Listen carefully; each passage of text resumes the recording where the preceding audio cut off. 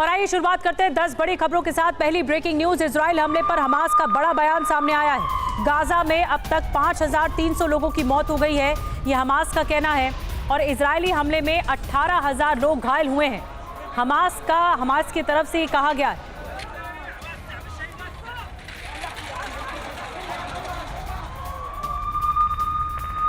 और एक और बड़ी खबर, गाजा पर इजराइल का बड़ा अटैक, 24 घंटे में हमास के 400 ठिकानों पर हमले।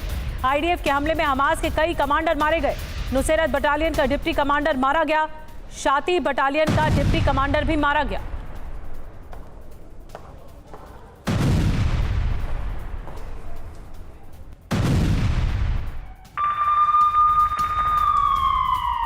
और एक और बड़ी खबर, गाजा बॉर्डर पर डटी हुई है इजरायली फोर्स, सैकड़ों टैंक और बख्तरबंद गाड़ियां तैनात। हमास पर बड़े हमले की तैयारी में इजरायली सेना।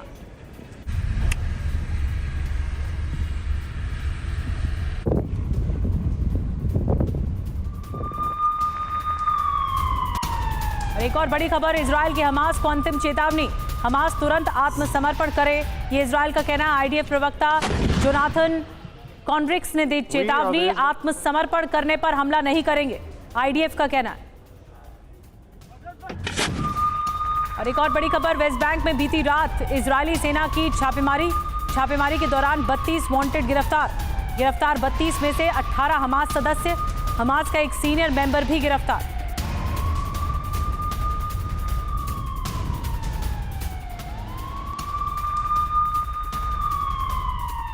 और एक और बड़ी खबर, इजरायली ठिकानों पर हमास के हमले का नया वीडियो, इजरायली ठिकानों पर हमास लड़ाकों ने मोर्टार दागे, हमले का वीडियो हमास ने जारी किया।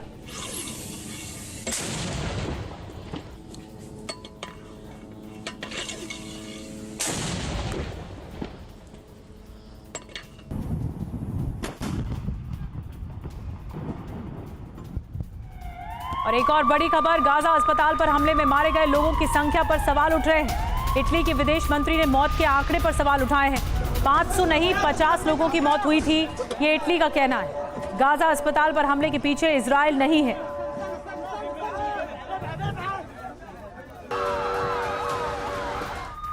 और एक और बड़ी खबर, ईरान की धमकी के बीच सीरिया में अमेरिकी ठिकानों पर हमला हुआ है। हमले की जिम्मेदारी मिलिशिया ने ली है, ईरान समर्थित मिलिशिया ने हमला किया था।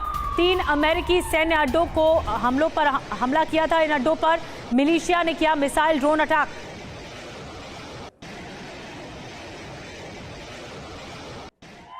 और एक और बड़ी खबर, इराक में भी अमेरिकी सैन्य अड्डे पर हमला हुआ है। सीरिया और इराक के 4 लोकेशन पर हमले हुए हैं, अमेरिका का कहना है। हमले को लेकर अमेरिका का बयान आया है। हमले में कोई बड़ा नुकसान नहीं, हमले में एक कॉन्ट्रैक्टर की मौत हो गई है।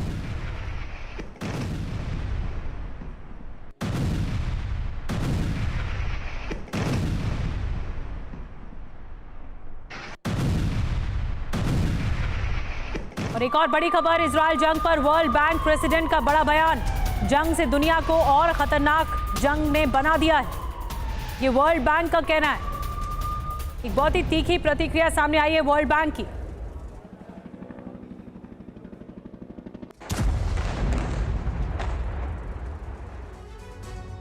गाजा बॉर्डर पर जबरदस्त तैनाती हुई है, भारी संख्या में टैंकों की तैनाती हुई है। ग्राउंड ऑपरेशन से पहले तैनाती बढ़ाई गई है।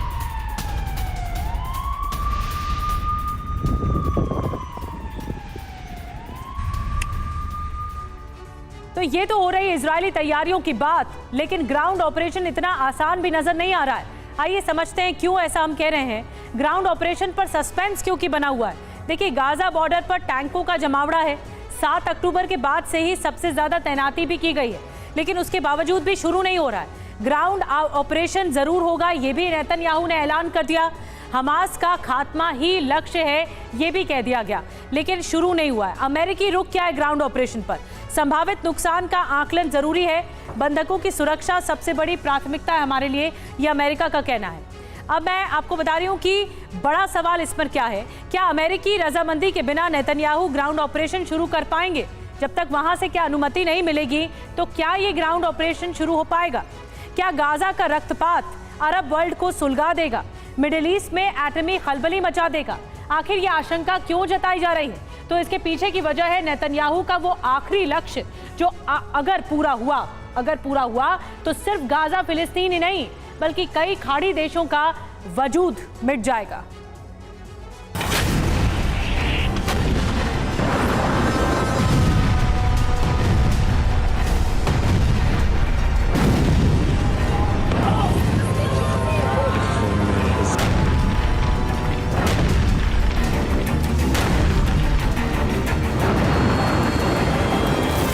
सत्रह दिन बीत जाने के बाद भी गाजा पट्टी में इजराइल का बारूदी प्रतिशोध जारी है।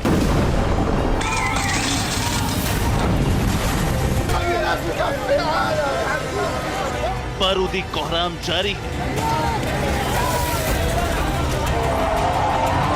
गाजा का कोना कोना बारूदी बवंडर से दहलना जारी है।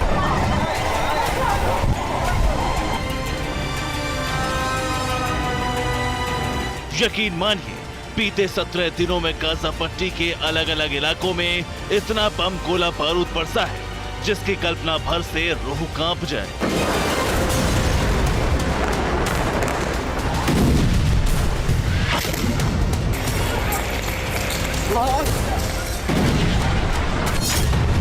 वैसे तो गाजा पट्टी को लेकर इजराइल के जंगी तेवरों को लेकर पूरे अरब वर्ल्ड में खलबली मची हुई है। कई मुस्लिम देश इजराइल के खिलाफ आकर खड़े हो चुके हैं, मगर इसके साथ साथ इजराइल के भीतर भी कोहराम मचा हुआ है।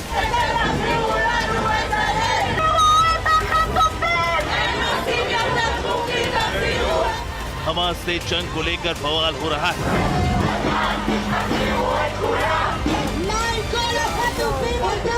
दावा तो ये तक किया जा रहा है कि किसी भी वक्त इजराइल के भीतर भी गृह युद्ध छिड़ सकता है।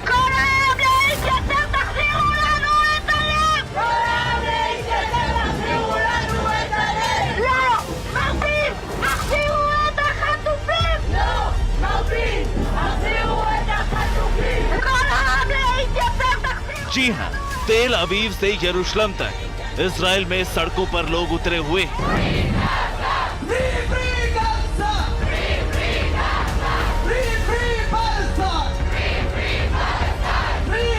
पीएम नेतन्याहू के खिलाफ विरोध प्रदर्शन कर रहे हैं। आईडीएफ की कार्रवाई को लेकर लोगों में गुस्सा है। जानते हैं क्यों?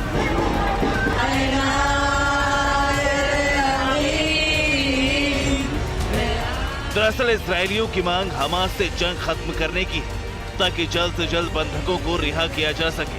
जंग को रोकने के लिए इजराइल में प्रदर्शन जारी है। पीएम नेतन्याहू के फैसले से इजरायली भड़के हुए हैं।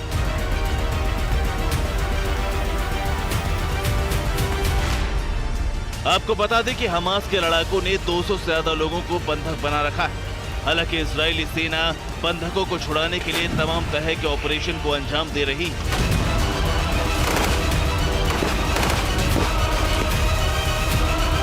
हमास के ठिकानों पर हमला कर रही है। बावजूद इसके आईडीएफ को बड़ी सफलता नहीं मिली। वहीं आईडीएफ की एयर स्ट्राइक में हमास के लड़ाके तो मारे जा रहे हैं।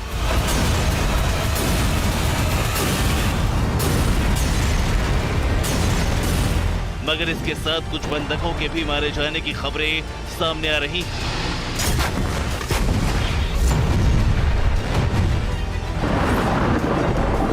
बस इसी बात को लेकर इजराइल के नागरिकों में गुस्सा है। वो अपील कर रहे हैं कि हमास के खिलाफ जंग खत्म हो ताकि 200 बंधकों की रिहाई हो सके।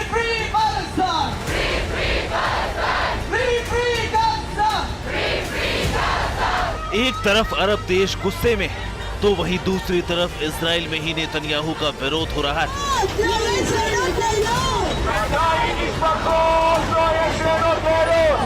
बावजूद इसके इजरायली पीएम नेतन्याहू जंग को जारी रखना चाहते हैं, हमास का दी एंड करना चाहते हैं। क्योंकि नेतन्याहू का प्लान सिर्फ गाजा पट्टी या फिर फिलिस्तीन पर कब्जा नहीं बल्कि फिर से दुनिया के नक्शे पर ग्रेटर इजराइल बनाने का है। यानी अरब के कई देशों को इजराइल में शामिल करना, इजराइल के साम्राज्य का विस्तार करना।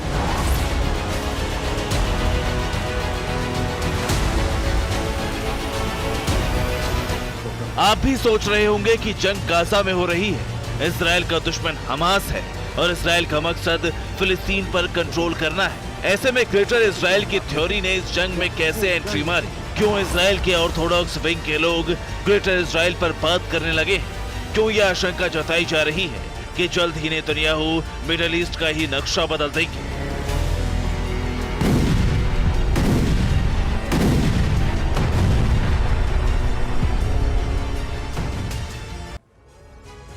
और बैटल ऑफ गाजा में अचानक ही ग्रेटर इजराइल का जिक्र क्यों आया? आखिर इजरायली प्रेसिडेंट नेतन्याहू का ग्रेटर इजराइल प्लान क्या है? क्यों इसके आगाज के साथ ही पूरा अरब वर्ल्ड सुलगने लगा है?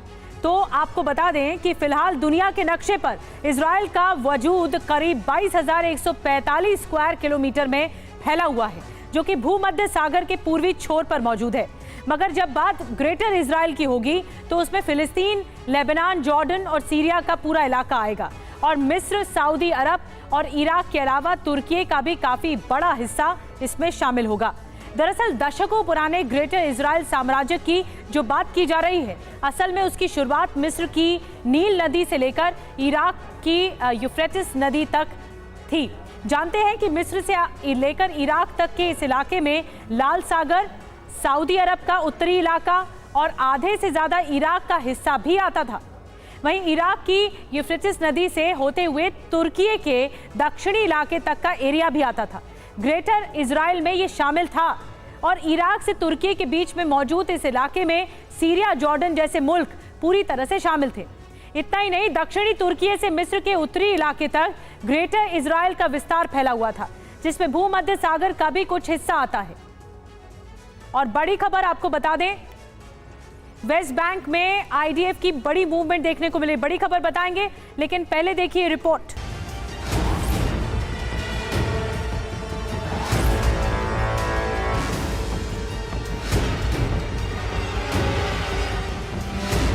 यकीन मानिए, अगर नेतन्याहू ग्रेटर इजराइल को साकार करने में कामयाब होते तो इतिहास के पन्नों में उनका नाम तो दर्ज होगा ही, मगर इजराइल के इस कदम से पूरे मुस्लिम वर्ल्ड में आग लग जाएगी।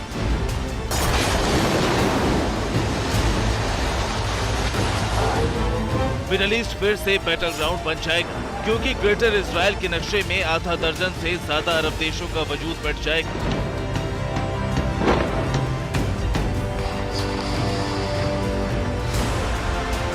शायद इसीलिए इजरायली सेना हमास पर ताबड़तोड़ हमले कर रही है, ताकि जंग की आंच बाकी मुल्कों तक भी पहुंचे और फिर इजराइल सबको परास्त करते हुए ग्रेटर इजराइल की परिकल्पना को फिर से साकार कर सके। मगर हैरानी इस बात की है कि यूएन में संबोधन के दौरान नेतन्याहू ने ग्रेटर इजराइल का जो नक्शा दिखाया, उसमें सिर्फ फिलिस्तीन को शामिल किया गया था। The whole Middle East changes. We tear down the walls of enmity. मुमकिन है कि नेतन्याहू चोरी छुपे ग्रेटर इजराइल प्लान को एक्टिवेट कर सकते हैं, लेकिन ये तभी संभव है जब अमेरिका उसके साथ खड़ा हो, और मौजूदा वक्त में अमेरिका नहीं चाहता कि नेतन्याहू ग्रेटर इजराइल को साकार करने के लिए कोई कदम उठाए।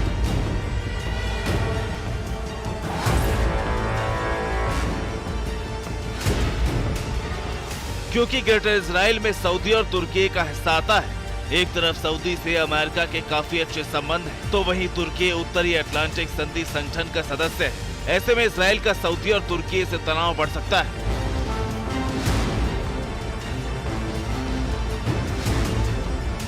वहीं इराक और सीरिया में भी अमेरिका का दबदबा है। ऐसे में अगर नेतन्याहू ग्रेटर इजराइल की परिकल्पना को साकार करते हैं, तो फिर अमेरिका के लिए टेंशन बढ़नी तय है। मुमकिन ये भी है कि इजराइल के इस कदम से अमेरिका के कई जिगरी अरब देश पाला भी बदल सकते हैं, यानी रूस और चीन के खेमे में जा सकते हैं। शायद यही वजह है कि रूस, चीन और ईरान जैसे मुल्क चाहते हैं कि नेतन्याहू ऐसी गलती करे, ताकि मिडिल ईस्ट में फिर से वॉर का फ्रंट तैयार हो सके।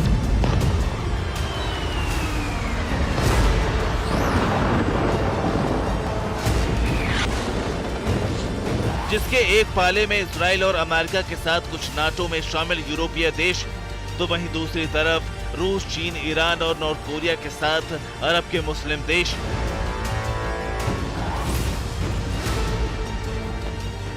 यकीन मानिए, अगर ऐसी खेमेबंदी हुई तो एक बात शीशे की तरह साफ है पुतिन जिनपिंग किम और रईसी का गठबंधन वर्ल्ड ऑर्डर बदल देगा। खाड़ी में इसराइल और अमेरिका की टेंशन बढ़ा देगा, क्योंकि भले ताकत के मामले में अमेरिका और जज्बे के मामले में इसराइल मजबूत हो, लेकिन इनके सामने रूस, चीन और नॉर्थ कोरिया जैसे शक्तिशाली मुल्क होंगे जिनकी जंगी सनक से दुनिया वाकिफ है। Bureau report, TV9 Bharatvarsh. बड़ी खबर इस बीच बता दें, हमास के हाथों बंधक लोगों पर बहुत बड़ी खबर है। आखिरी मौके पर टल गई 50 की रिहाई। हमास की फ्यूल की मांग पर डील अटकी हुई है। इजराइल ने कहा है कि फ्यूल देने का सवाल ही नहीं है। हमास ने सिर्फ 2 महिलाओं को छोड़ा है।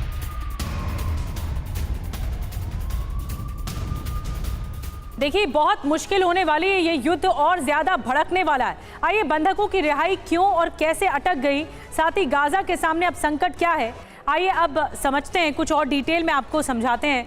तय हुआ था कि हमास 50 बंधकों को रिहा करेगा, ये बात तय की गई। डील के तहत हमास की ओर से फ्यूल की मांग रखी गई, जो कि हमास की ओर से कहा गया कि हम बंधक छोड़ेंगे, आप फ्यूल दीजिए।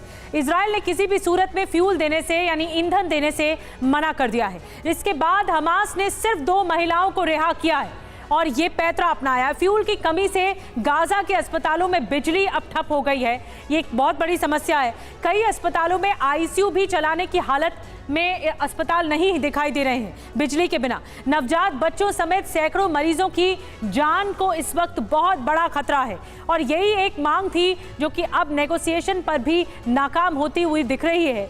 आगे क्या होगा ये नहीं पता किसी को। एक और बड़ी खबर, गाजा में तेल संकट पर बड़ी खबर है। गाजा में तेल की कमी नहीं है, ये कहना है आईडीएफ का, इजराइल डिफेंस फोर्स का। टनल में 5 लाख लीटर से ज्यादा तेल है। आईडीएफ का हमास पर झूठ बोलने का आरोप। आईडीएफ ने जारी किया स्टोर किए गए तेल की तस्वीर। हमास का दावा है कि तेल की कमी से ब्लैकआउट की स्थिति बन गई।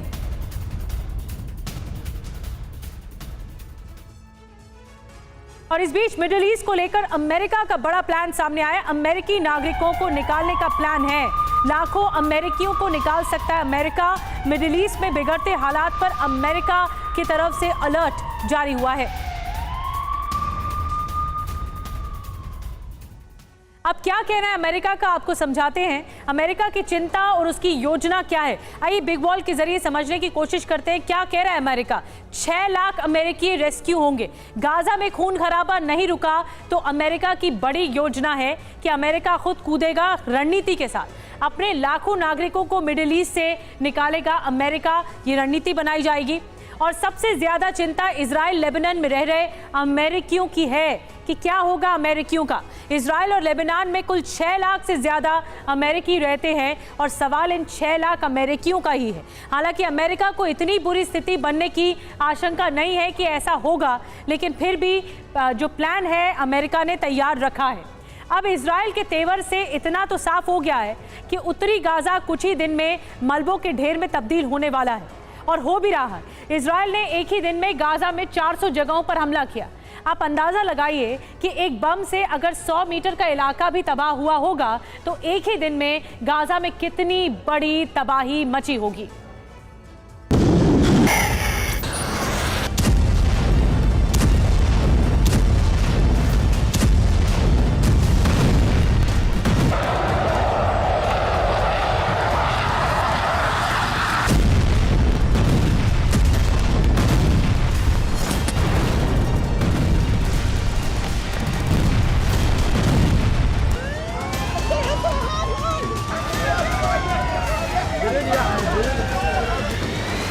अनगिनत बम, बेहिसाब बारूद और धमाकों का ऐसा सिलसिला कि दहशत की आंधी में एक पल का भी विराम ना।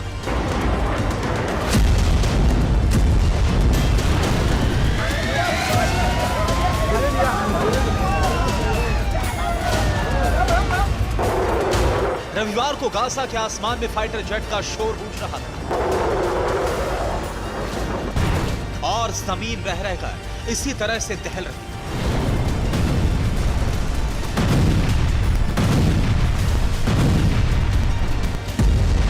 कुछ घंटों के लिए तो ऐसा लगा जैसे आज ही इजराइल उत्तरी गाजा को मलबों का मैदान बना देगा।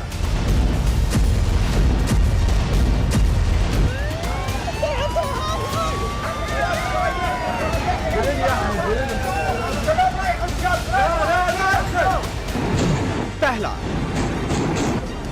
दूसरा, ये तीसरा और फिर चौथा। रात के सन्नाटे में धमाके गूंज रहे थे। खूब अंधेरे में आग की लपटों से रोशनी उठ रही थी।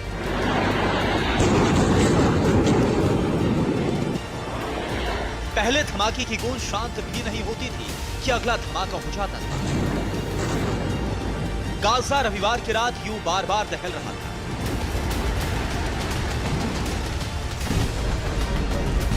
हमले की रफ्तार बेहद तेज थी। एक साथ कई फाइटर जेट आसमान से बम बरसा रहे थे।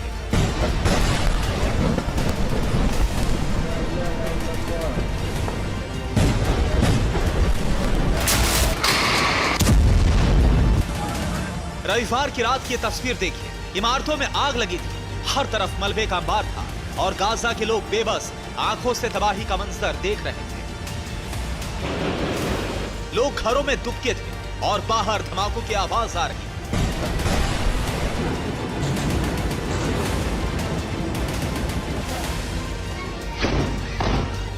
लेकिन घर भी कहां महफूज था।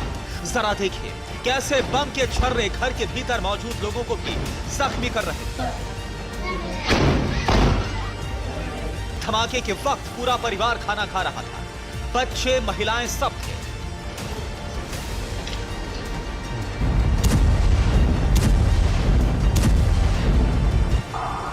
यह धमाका गाजा के अल शिफा अस्पताल से कुछ ही मीटर की दूरी पर हुआ। अस्पताल में खचाखच भीड़ थी।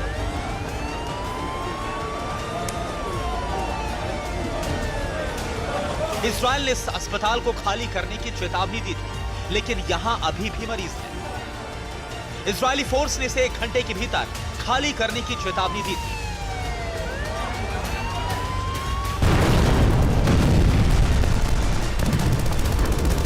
गाजा में बमबारी हो रही है, तो वहीं वेस्ट बैंक में सेना हमास समर्थकों पर गोली चला रही है।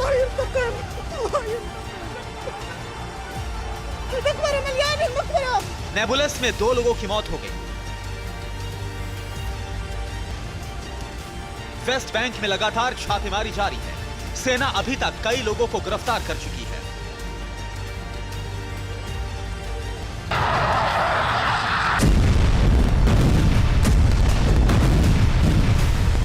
आसमान से गिरने वाला बम घर के साथ ही परिवार के सदस्यों को भी छीन रहा है। एक बेबस पिता हमेशा के लिए खामोश हो चुके, अपने बच्चे से लिपट कर रो रहा। गाजा में हर तरफ ऐसा ही माहौल है, आंसू है और कभी न भर पाने वाले जख्म। आगे बढ़ने से पहले आपको दिखाते हैं कि रविवार की रात को गाजा में कितने लोगों ने अपनी जान गंवाई है।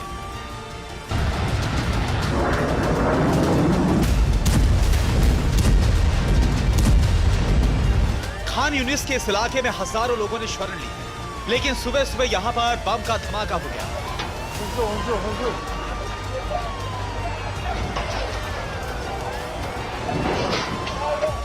खुले आसमान में सो रहे लोगों की नींद खुली तो हर तरफ धुआं और धूल था। लोग तड़प रहे थे, चीख पुकार मची।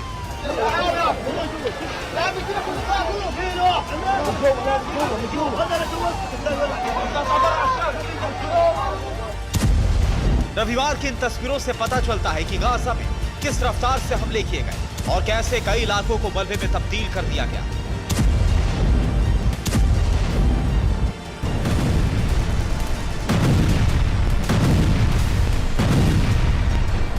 सोमवार की सुबह भी गाजा पर बमबारी जारी थी और गाजा से इस तरह से धुएं का गुबार उठ रहा था।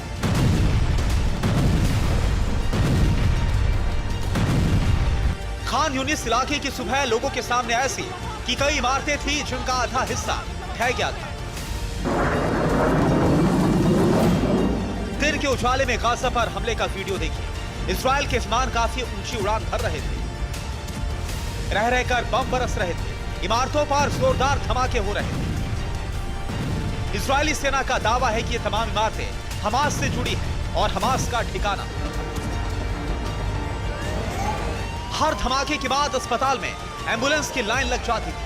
छोटे छोटे बच्चों को अस्पताल लाया जा रहा था। रिपोर्ट के मुताबिक रिहायशी इमारतों पर बमबारी की वजह से बच्चे और महिलाएं जख्मी हो रहे हैं।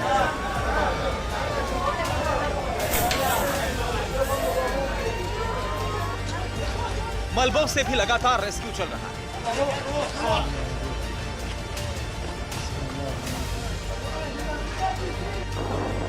सिर्फ आसमान से ही नहीं, जमीन से भी गाजा पर प्रहार हो रहा है।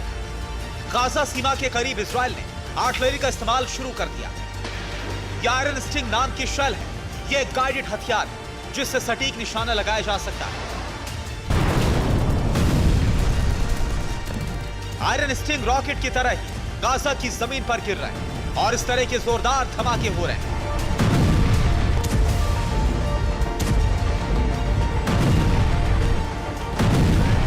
जबालिया कैंप में भी इस्राइल को हमास के लड़ाकों के छिपे होने की खबर मिली थी, जिसके बाद यहां पर बमबारी की गई। बमबारी से कई इमारतें गिर गई।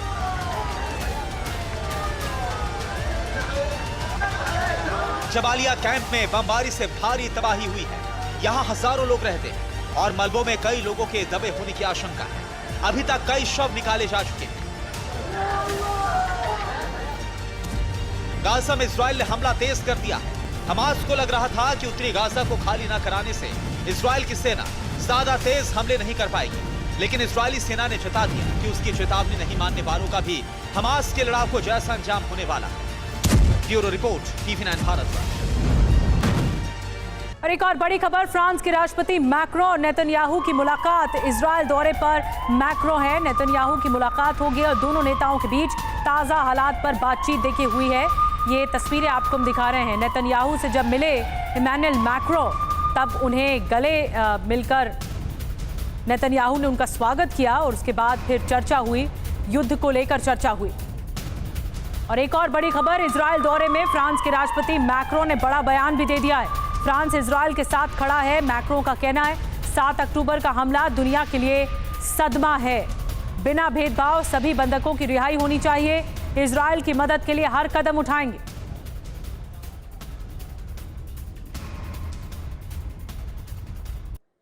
तो अभी तक तो ज्यादातर मुल्क लगातार सपोर्ट कर रहे हैं इजराइल को, लेकिन ये युद्ध की दिशा और दशा क्या होगी ये वक्त तय करेगा। फिलहाल युद्ध का 18वां दिन है और TV9 भारतवर्ष युद्ध से जुड़ी हुई बड़ी कवरेज आप तक लगातार पहुंचा रहा है।